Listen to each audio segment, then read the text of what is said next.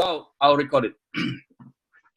Okay, again, you have the option of putting your video in mute mode if you prefer to do so. Yeah, all right. I'm okay, Eddie. You have my full permission. Thank you very much. Thank you. Okay, now executive summary. I know that we don't include the executive summary in the writing section, but as kind of practicing, I would recommend you to do it because that is an exercise for us. Trust me, I've seen a lot of people submitting their plan, either business plan, marketing plan, whatever plan that is. When it comes to executive summary, their executive summary looks like another introduction to me.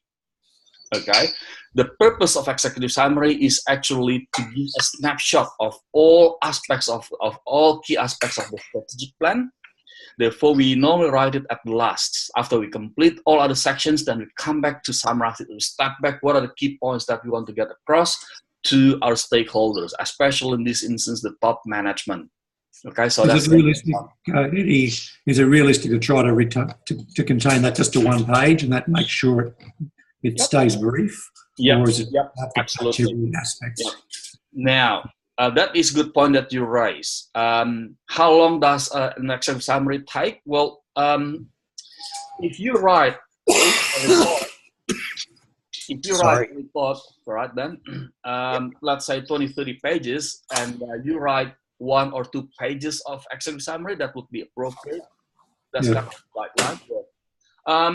Well, if you write, 100 or 200 reports, let's say you conduct a massive market research project, then 2 pages of executive summary would be appropriate. Sure. Yeah. So it's more of a percentage of the content. Yeah, something like that. Okay, as long as you have captured the key points of your plan or your report. Okay, brilliant. Okay, now introduction. The introduction here, basically you introduce the company, introduce the organization, introduce the product, the service. Okay, just like when we introduce our friend. Okay, this is our friend, Dan is our friend, and we explain the key characteristics of Dan, for instance. Okay. Mission, vision. Now, I understand that very likely we have our companies or our organizations have their own mission, vision, which is fine. Put it there, reference it, okay, and use the APA referencing style, because I think that's what Thai Western Sydney Institute adopts. My personal preference is I've been using Harvard referencing style for ages. I'm more familiar with Harvard, but I think TAFE wants us to use APA. Use it, and then you can critique that using your market-oriented. Okay, just give a brief comment in terms of their mission and vision. Okay, that will be fantastic. Okay. Already, I took your advice in relation to when I just copied out my company's mission, vision statements. I just made brief comments on how they may be applicable to my strategic plan. That's fine. That's fine. The reason why I recommend you to write your comment is basically, look, at the end of the day, at the workplace, our role is to add value, including to the information that we get. Okay, that's our role. Okay, including the information that we research. Let's say we get the information from the internet or Abby's Word report. We add value to it by outlining our report. Yeah. So we're demonstrating why they're paying us. Correct. Yeah. Welcome, Rohi. We have Stephen, and then hope that is fine with you. Please jump in if you have questions. We just go through again each section that we need to write. Okay, and if you have questions, again, please jump in and values. Explain the values of the organization. If the organization doesn't have value, then you create one for them. All right. Explain what behavior that the organization needs to perform for the stakeholders. Okay, in this instance, for the employees and also for the customers, right? What do they need to perform? Okay, and then we come to a favorite spot. the environmental analysis, I believe a lot of people may have questions when we discussed this before. Environmental analysis or some other organizations label them as situational analysis. That includes PAST, which is basically macro environmental forces. Okay, a few things that we need to show. If you can show changes, that's perfect, right? Because that is the intention of strategic plan. But at least you show you analyze the impact. Okay, so when we get information, let's say, for argument's sake, when we research social force in Australia, for instance, we look at demographic profile in Australia, aging population. The median age of the Australian population is getting more senior, for instance. Okay, there's the fact that we research from the Australian Bureau of Statistics. Then the question for us is basically what it means to our organization. With that, we actually add value to that information. Yep. That is the reason why we are hired by our boss. That is the reason why we keep our job, okay, with our analysis in there, okay? Can I just, sorry. Yep. Can I step in? With the impact, because I'm looking at education from the education standpoint, would I be looking at the impact that it has on the institution I work for? Yep. And would I be looking at the impact on the community? Yep. Yep. All right. I like your thought, Dan, because your business is basically local based, if I'm not mistaken. True. Yep. It's NCC, right? Nepean Community College, right? Yeah. Okay, yeah. So that is fine then. That is fine. I like your thought. Okay, so you can look at your local community. Okay, when it comes to your demographic analysis. So the one thing too is with the college is that it's not just an impact as a college itself. It impacts the regular schooling system, be it primary or high as well. Yep, that's fine. So I'm wondering if I can fit something in about that as that's fine. Yeah. Okay. Yeah. This reason why at the other school I was asked about a specific thing that the student needs to perform, whether they have to perform demographic analysis or lifestyle, whatever. I said, look, that goes back to there is no right or wrong in here. What we want to show is the impact. We need to analyze the impact, what it means to the business, what it means to the organization. Okay. Yep. So yeah, that's fine as long as you can show the impact. Yep. And you can show the facts. Yes. Now this is the thing in terms of facts. I think over the last few years, when I discuss about past analysis to people, a lot of people are normally comfortable showing the facts that they research, either through Australian Bureau of Statistics or any other facts. Okay, do not stop there. That's my recommendation. Okay, look at what it means. Look at what the facts mean to the business. That is more critical for us. Okay, so facts, impact, or facts mean. What does it mean? Right. This is the fact, and this is what we mean. Okay. Yep. All right. Now, 4 or 5 forces analysis, which is another one. Okay. Look, I don't recommend you to also look at 4 or 5 forces, although if you look at the marking criteria, in terms of environmental analysis, we look at past predominantly. But 4 or 5 forces actually helps us to understand the attractiveness of the industry by analyzing these 5 forces. Okay, so you look at the symptoms actually. Yes, you do not know. You may not have the insights, the information about the insider information from your competitors. That is understandable, but you look at it from what you can observe. Okay, you review their websites, you review you observe the market, try to find out what they mean in terms of rivalry. Okay. Yep. So yeah, look at the symptoms. If you have a lot of competitors in that market, that industry, and they are aggressive, that means the rivalry is quite high. Okay. Yep. Okay. Look again. Jump in if you have questions. Now. Not me. Yeah. I think Sorry. I need to. That's fine. Okay. Now the next one is competitor analysis. This one is also important for us. Okay. Because understanding our competitors help us. Understanding our competitors help us to determine our strategic initiatives. Okay, a few things. First, we need to determine who they are. In terms of who they are, we can look at this model: direct, indirect, and product substitute.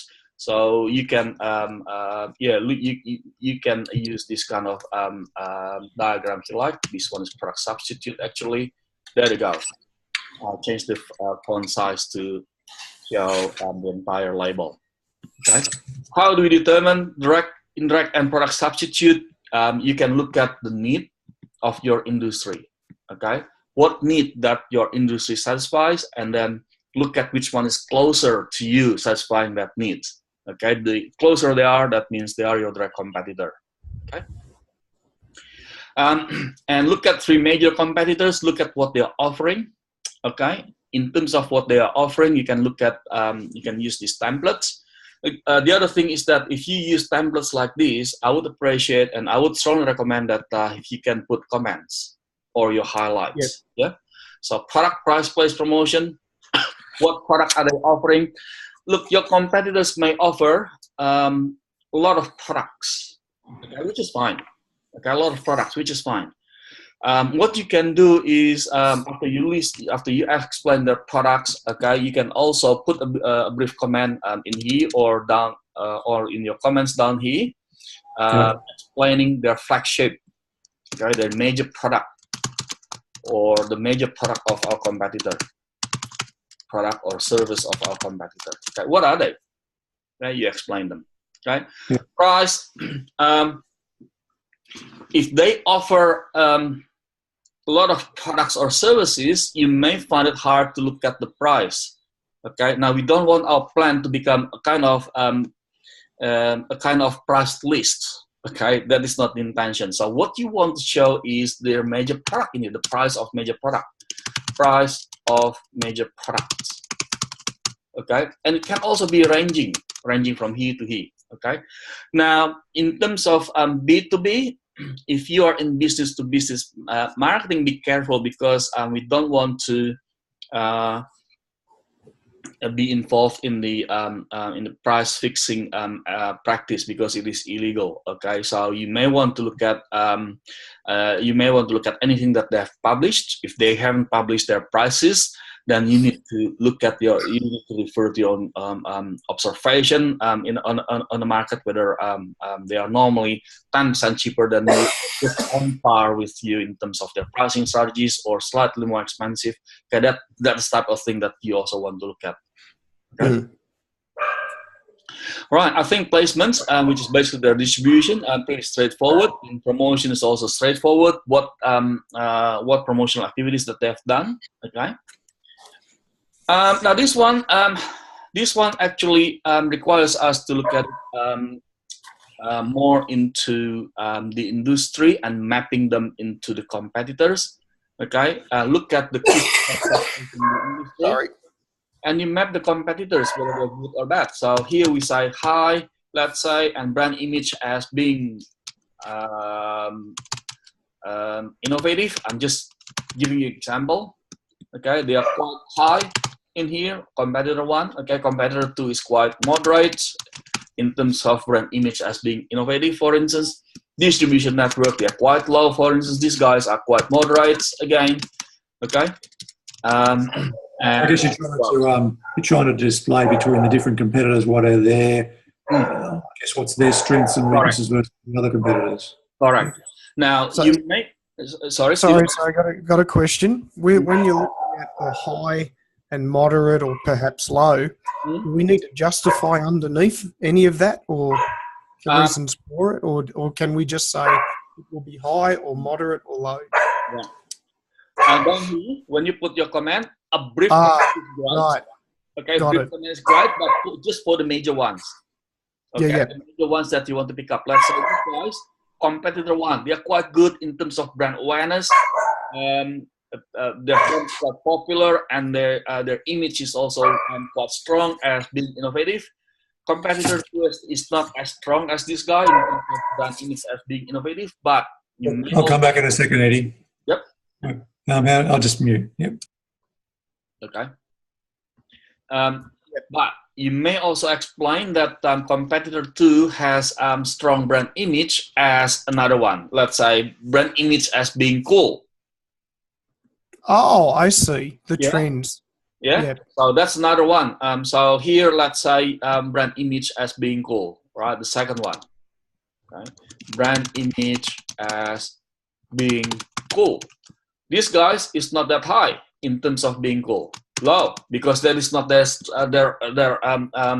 strength. Okay? I see. That's quite high. Okay, then you put it down here, right? Yep.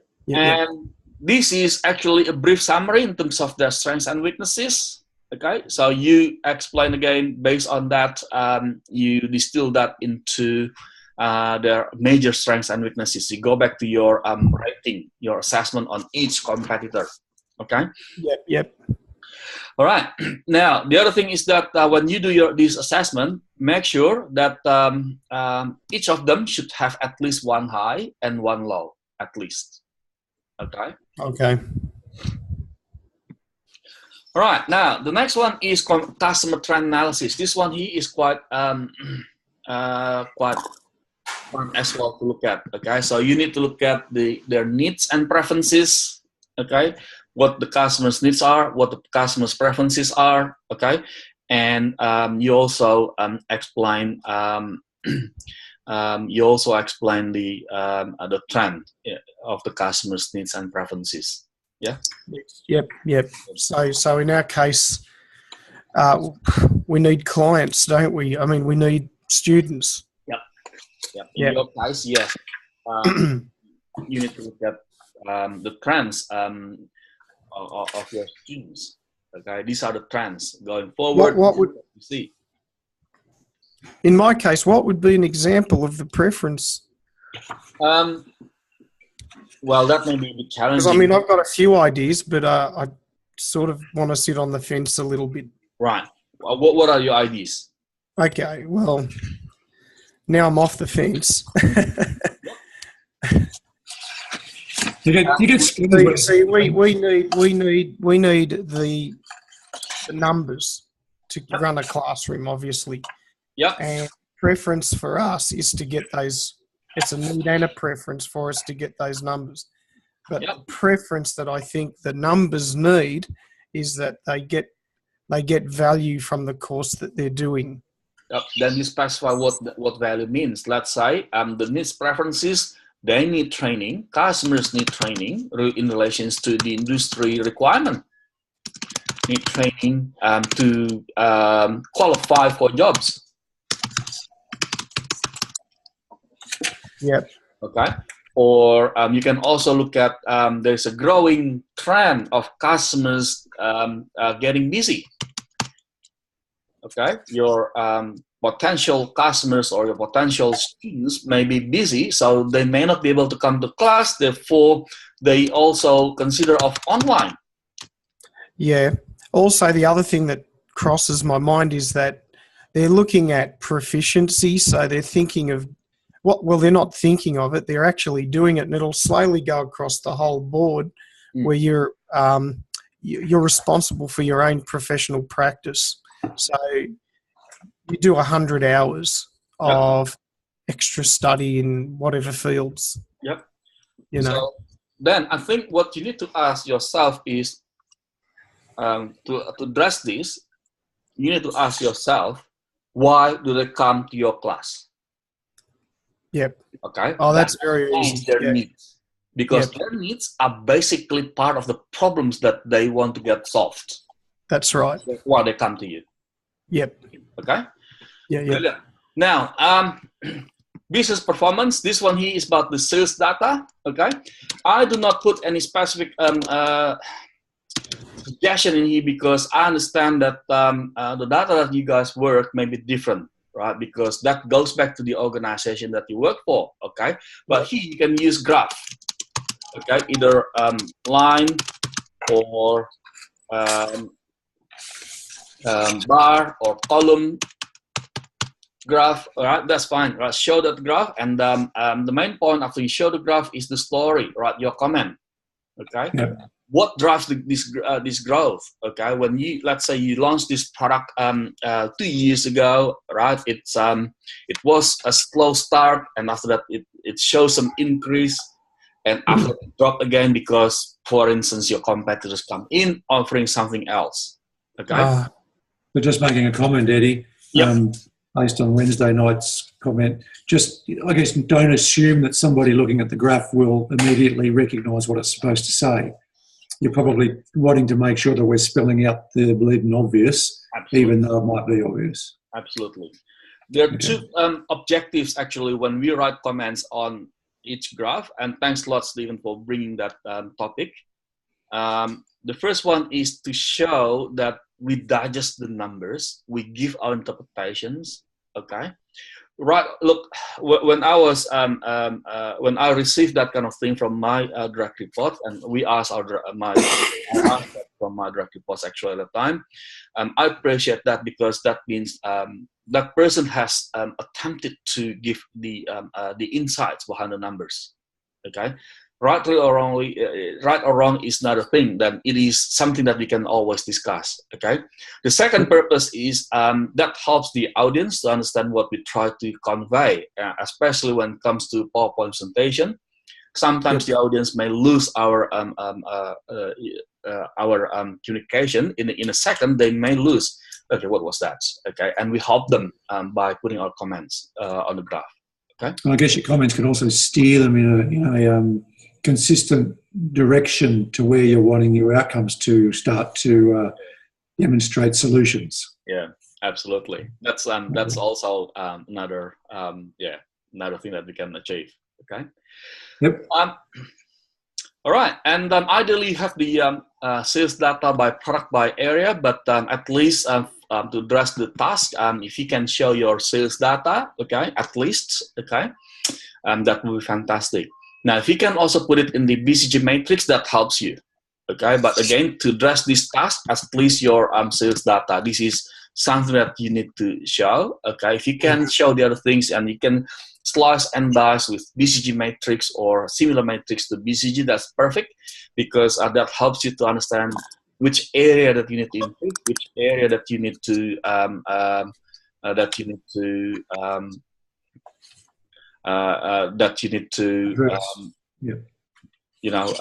to address. Okay. Hey guys, can we exit from this meeting and then we come back by clicking the same link, because I just got a notice from Zoom. Yep. Okay. That's fine. Okay. Yeah, sorry about that. Okay. Nice. Bye.